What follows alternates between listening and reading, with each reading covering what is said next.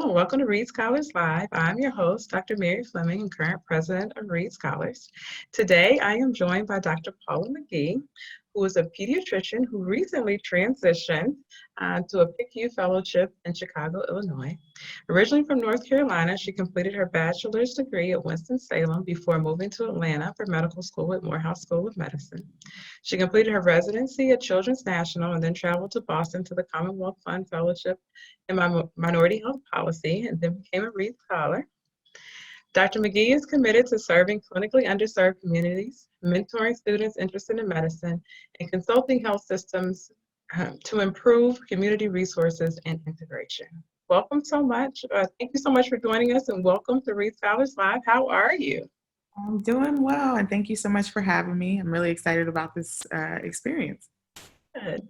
So you're in Chicago and you moved during the pandemic. So tell us a little bit about that. Yeah, that was a little bit rough, mostly because a lot of the places had closed, so I couldn't come and look at apartments. I had never lived here before, so I really relied on some of my friends that live in this area to tell me whether I was picking a good area or not picking a good area. And I literally would send them my apartment choices before engaging, just because I had no idea what I was doing. So it was rough finding moving companies that were willing to travel across state lines and weren't charging an arm and a leg just because, of course, it's the pandemic and they were charging more because it was around the time that everyone was moving for school, for residency and fellowship training programs. So it was rough, but I made it. And I'm so grateful. You're there? Yeah. So you're doing a fellowship in intensive care, but take us back a little bit and tell us why you chose pediatrics first and kind of your journey there. And then, why you decided to transition to a subspecialty right now. Yeah, so I actually had no idea, one, that I was going to go into medicine. And so I was not the person that knew all my life that I was going to be a pediatrician or anything of that sort. I stumbled upon medicine simply because my colleagues in undergrad were really interested in medicine, and I kind of joined along like, hey, what is that about? Of course, my exposure to medicine was so limited in terms of the number of minorities I saw in medicine where I came from was very, very minimal. And so that never seemed like an idea for me, that I was going to be a doctor or could potentially be a doctor. And so seeing them do that is what actually convinced me to explore that pathway a little bit more. So I just kind of followed them around and saw what opportunities they were taking advantage of. And that's actually what piqued my interest in medicine. But I've always been drawn to essentially taking care of younger populations, whether that was through mentorship, I did a summer camp enrichment program where I taught science. So I've always been very interested in pediatrics. And I think because that is a really malleable age range for people, for humans in general, where small things or large things can truly impact their trajectory in life. And so I thought that was really interesting and where I wanted to make a large impact overall. And so that's what drew me to pediatrics in general. Of course, I did residency. Thought I was never going to do a fellowship program, like a clinical fellowship program. I thought, my idea was I was going into policy. I was going to focus mostly on that and then do some hospitalist work for the clinical side. But again, exposure makes so much of a difference. And so when I got to residency and was exposed to the ICU world, I was really interested and intrigued by it simply because it allowed me to think in more of a general fashion for sicker patients, but for families and patients that are very, very vulnerable. So that is obviously a moment of crisis for a lot of families. And it was interesting to me how much of an impact that very short period of time could have on a family. And so that combined with my interest in just general medicine and physiology is what prompted me to go backwards and do a fellowship, especially having been out of residency for 3 years. So that was really interesting. And after doing the Commonwealth Fund Fellowship, I was missing clinical medicine a little bit during that year, especially being a little bit younger in that experience. And so I went back and did hospitalist time in the ICU just to see if that was something I wanted to do. And there are not a lot of people in PICU that do policy work and advocacy work. And so for me, there was a part of me that I was unwilling to give up, and that was my interest in policy. And so doing that hospitalist year was really important for me specifically to see how I could bridge those two worlds, and see if it was a possibility. And so I took 1 year to discover and see if that was something I wanted to do, and worked a lot on medical education. And then the second year is when I applied for a PICU fellowship. And then, bam, here I And am. here you are. Yes. It's interesting. I had a similar experience when I was finishing residency. I thought, I don't know if clinical medicine is for me. And so fellowship was great for opening my eyes to all the things that are available outside of clinical medicine, but also for reigniting my interest in clinical medicine and helping me decide that I wanted to try to figure out how to bridge the two. So it's interesting that you had that similar experience. I, however, did not decide to go to another clinical fellowship, but more power to you on that one. But one of the things I kind of want you to talk about a little bit more. So when we talk about, we talk about in medicine and being underrepresented as physicians, right? So we're underrepresented on the generalist role. So the specialist role, we're even more underrepresented. And you spoke a little bit about the vulnerability of the patients and the families. And really, when you're talking about PICU, you're talking about taking care of a whole family, right? It's not really individual, because you have to take care of the child, but you're just as much of a doctor to the parents as well. And that is, I think, even a more tricky situation, right? Because in managing those personalities and the emotions and the medicine, and that can be particularly difficult for families from underserved communities who may not have the health literacy to understand what's going on, who may not have the support, or the financial resources or the flexibility in their jobs to come see their kids every day. Talk a little bit about how, why that's important to you to be in that space, and how do you manage that particular population? Yeah. So I think one of the more interesting things is this transition from a hospital that in DC was had a pretty large catchment area. And so we served very underserved patients, and we also served very resourced families and very resourced patients. And so transitioning to Chicago has actually been a little bit more interesting because of where the hospital sits in Chicago. So I'm at Lurie Children's, and so it sits in downtown Chicago. And so, and then there is University of Chicago that sits more so in the South Side. And so the access to these various hospitals truly impacts the types of patients that I see. So in the PICU in DC, it was really interesting because I was an advocate for a lot of patients. One, families that frequented the hospital for whether that was asthma, severity, or exacerbations, or they just had chronic complex care patients that had to come to the ICU because they needed different types of care that the floors couldn't provide. It was interesting because sometimes I was one of the first Black physicians that they'd seen. And I specifically remember a mom that I encountered who was advocating for her daughter who was a little bit more complex care. She was a twin, and she was really working hard to breathe. And ideally, we would have intubated this patient. And me and one of my attendings, who was also a Black female, which is very rare in ICU to see multiple providers that are Black and female, we both advocated for not intubating this patient. And it was mostly because we were able to listen to her, and she was able to talk us through why that was important for her. But she also allowed us into a space where we understood her resources. So she was a parent that could be at the hospital, who could sit with her daughter.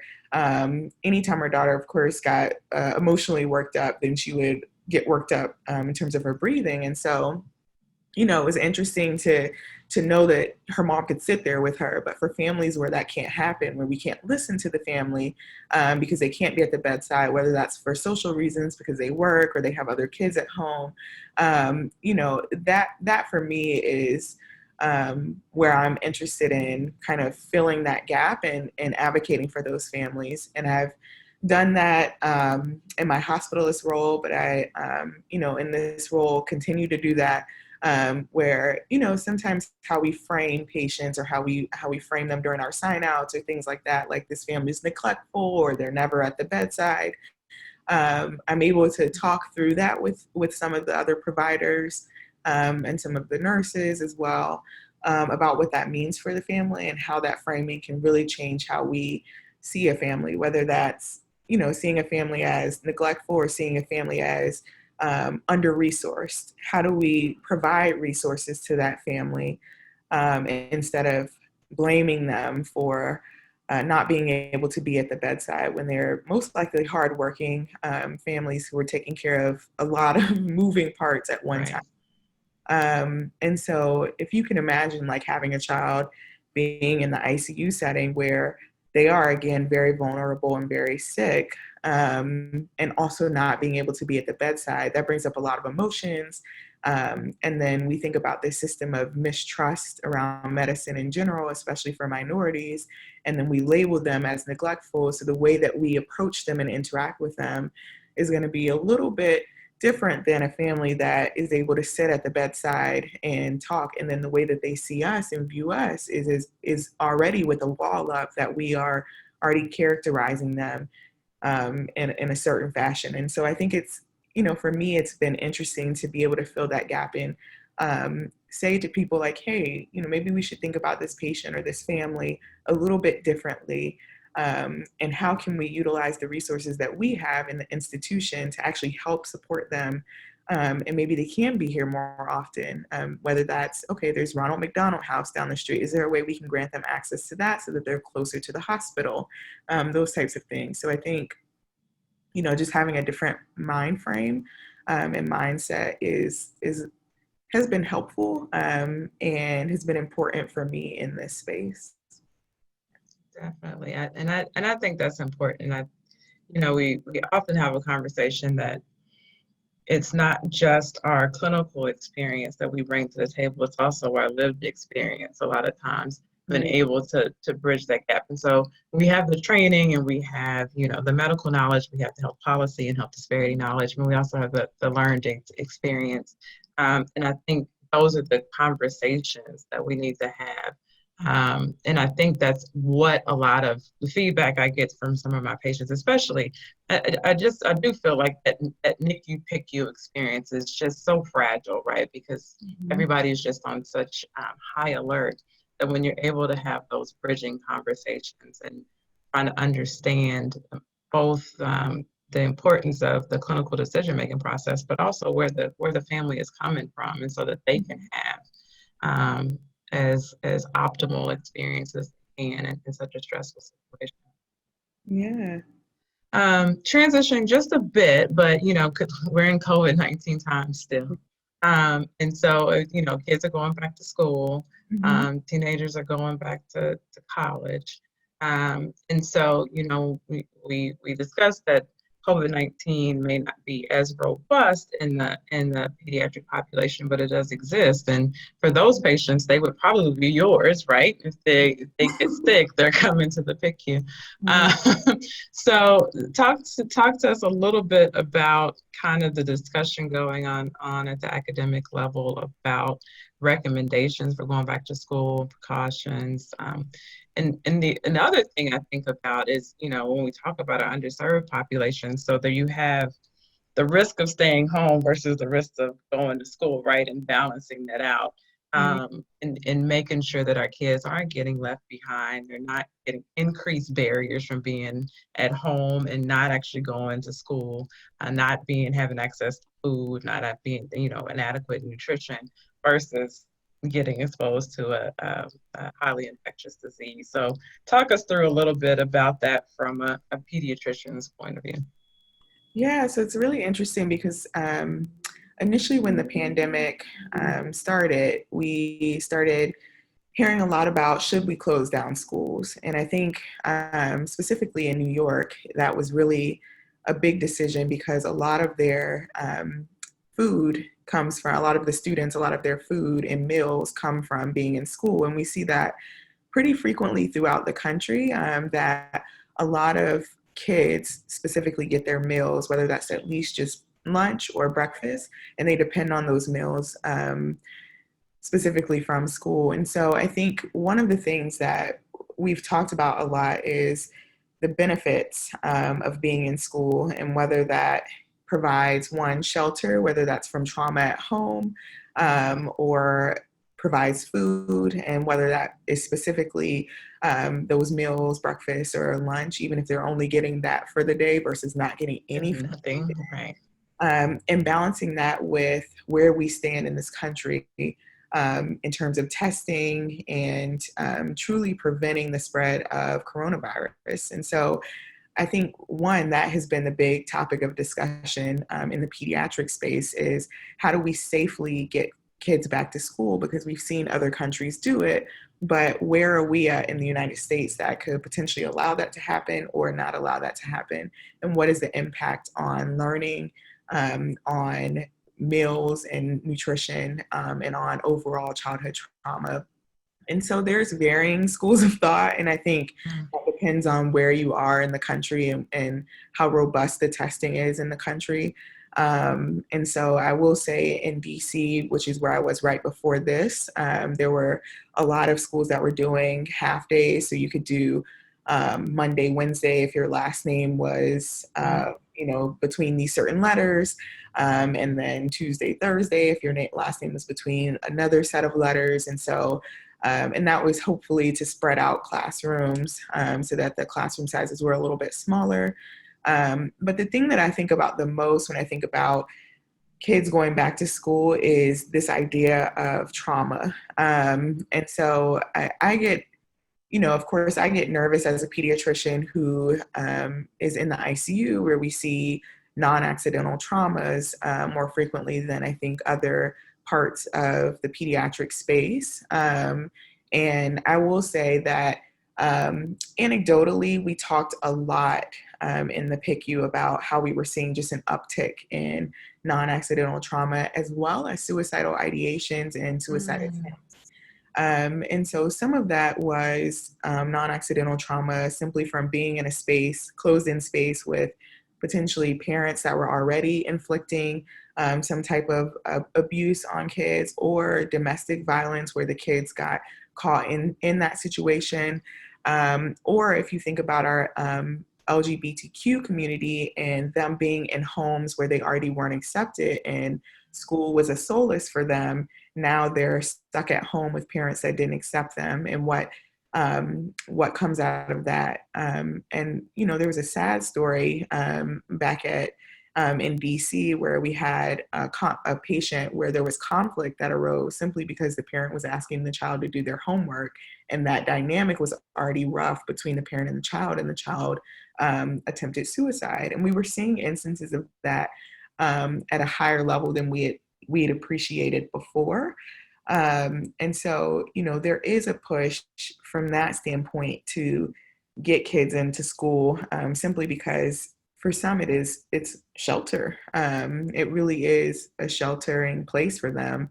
But again, it's that risk. And for some, it's not risk benefit, it's risk. Like, what risk is worse? And so I think it's hard because we as a country have not gotten to the point where we have robust testing. So ideally, if we had robust testing, most of the kids, I think, can wear masks at this point. I've seen majority of the kids in our hospital are okay with masks. So that has not been a large issue, but testing for teachers, kids, of course, when they don't wear masks, or if they do wear masks, but they're in this enclosed space, Right. We've seen other viruses downtrend during this time period. And that's simply because kids aren't around each other. They're not, licking everything and touching everything else. But when you put them back in school, you have that risk that they will touch everything, lick everything and then put their hands in their mouth. So, I think we're not seeing the numbers of kids being infected that we would expect to see because they're not in these school systems. So I don't think we also know what to expect in that setting, specifically in the US, Right. mostly because we don't have appropriate testing, which is one of the biggest issues. Yeah, definitely. So we have a long way to go. So I think, in April, we thought by now we would have been at least on the downside of this, but we're definitely still learning and got quite a ways to go. So, um, we're hoping for the best for our kids. Um, was talking about kids in a little different way before I have to let you go. So I know one of your other interests is mentorship. So outside of medicine specifically, making sure that kids know what their options are, staying in school, doing well in school, so they have lots of available options for careers growing up. Tell us a little bit about that, and especially now being a student again, and thinking about not just mentorship as, in a childhood pediatric population, but also as an adult population as we try to improve our diversity inclusion as adult students as well. Give us your thoughts about, what you've done so far and what are your interests going forward. Yeah, so I think one of the big things for me has been to keep in touch with people that reach out to me. So I had the opportunity to write an op-ed called Leaky Pipeline for Stat News. And so probably over the last year on a monthly basis, I received some type of email about that op-ed, and it's random people from across the country that are like, hey, I really want to do medicine, but I have no mentorship. I've had the opportunity of connecting people to physicians in their area that they can shadow, or that can be more accessible than I can be. Especially I've had people in California, and I at that time was in DC, and I'm like, I would love to connect with you virtually, but it's different to have someone that's right there that you can shadow and go to. So I've been able to make those types of connections. And to me, that's more sponsorship. And then the mentorship, I've been able to, go over people's personal statements for varying summer programs, or connect them to different summer programs that they can do. So I think for me, it's important, one, that they see a person of color that is in medicine that, didn't take the natural pathway, didn't grow up with a lot of privilege, didn't know that she wanted to do medicine, didn't, have the robust background of, shadowing and having all the hours, didn't have a robust MCAT score, but still got to this place and did well throughout my journey here. And so for me, that has been really important. And one of the things that you mentioned was the idea of diversity, but also this idea of inclusion. And I think as I've transitioned in this space, I've wrestled a lot with what that means. Because a lot of organizations really do focus on, they say diversity and inclusion, but they really just focus on the diversity piece. And so I think the inclusion piece is even more important because we bring people into this space, including the young people that I'm mentoring, that I'm encouraging to come into this space, where as minorities, we're not always supported. We're not always in a place where we can find mentors, where we can find sponsors, where we even have allies sometimes, or friends sometimes. So sometimes it can be very isolating, and you don't necessarily have people that you can look up to that can tell you, like, actually, I've done that and I was told no to. So I always say, like, the no narrative. So, a lot of us look at people that are a little bit ahead of us, whether that's, they've already done something that you're trying to accomplish. And we say, man, how did they do that? I've been told no, and look at them just flourishing. But we don't talk about that no piece, where all of us have heard no and what that means. I was told no by a medical school institution simply because my MCAT score.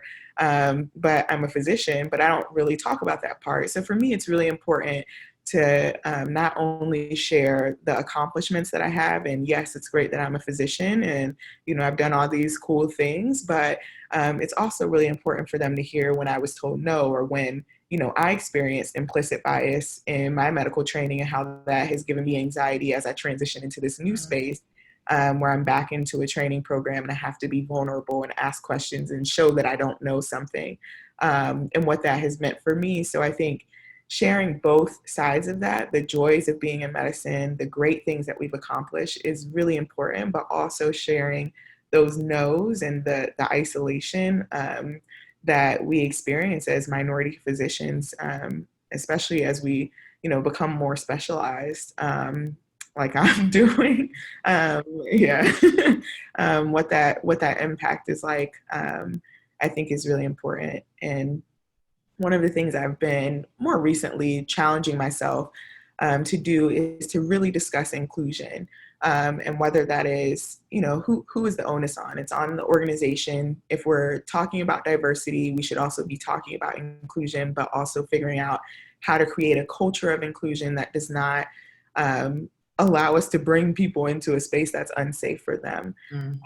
And so I've really been trying to think about what that could look like at an organizational level.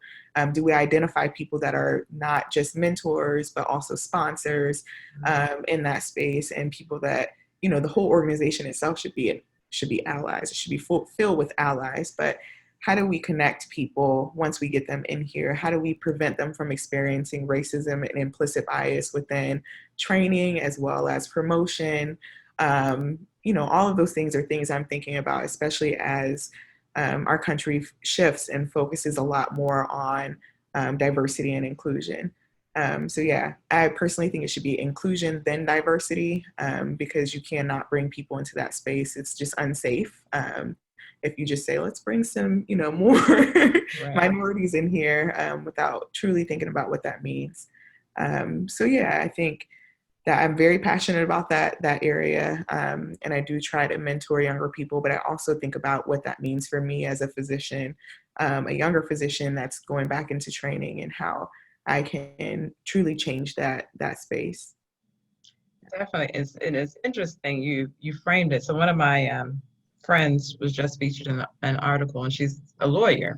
So the scenario that you just laid out was almost very, very similar to the experience that she laid out being in a large law firm, about the not being included and what that means about what her experience is and what her perceived output was for the firm, right? And how her work was interpreted.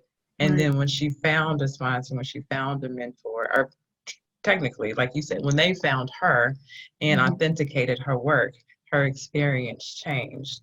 And so, and I think that it's very important that we talk about that, because it is very isolating when you are the only or one of few, and trying to negotiate that implicit bias. It's a very difficult.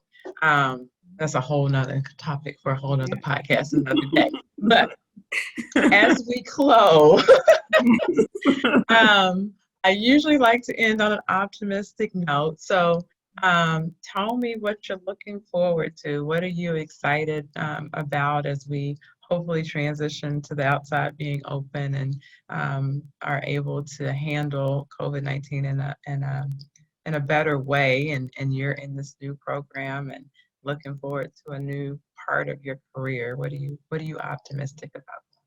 Yeah, I think for me, two things. One is traveling. I love internationally traveling. And so, of course, transitioning to fellowship is going to halt that pretty significantly, financially and time-wise. But I have just been so sad, not being able to travel outside of the States and experience different cultures and different foods and all of that. So I am very much so looking forward to that. The second thing I'm looking forward to is experiencing training again. I think for me, I've been in for the last 3 years a space where, I'm just working clinically, and you always learn in medicine, but I think right now it's, again, another time where I can sit back and say, I actually don't know, so tell me everything. um, Mhm. and it's, of course, that balance of course, for me as a minority, thinking about, this as a growth opportunity. And so I am trying to be vulnerable in this moment, and take in everything that I can and grow from it. And so I think I am very much so looking forward to the 3 years to just kind of sit back and be a learner, and to see what that experience is like, as I've matured a lot since residency, and have learned a lot about myself since that time as well. So I'm really excited about that. Yeah. Well, congratulations and good luck. We are looking forward to seeing where your journey takes you. And I appreciate you sharing the early part of your journey, but also this part in that it's, life is not always a straight line, right? Right. We pivot, we go off the path and we come back. But it's all about, trying to be the best person that we can be, trying to be the best physician that we can be, trying to be the best policymaker that we can be, right? So we try to gain all the experiences that we can in order to uh, be our best selves, but also be able to take care of people in the best way possible. So I appreciate you sharing that part of your journey with us. Yeah, no problem. It was really great to be on this podcast. I'm really excited. Thanks so much. Well, take care. Study well. Thank you. Bye. Thank you for listening to Read Scholars Live. Please follow us on Facebook, Twitter, or Instagram, or subscribe to our YouTube channel.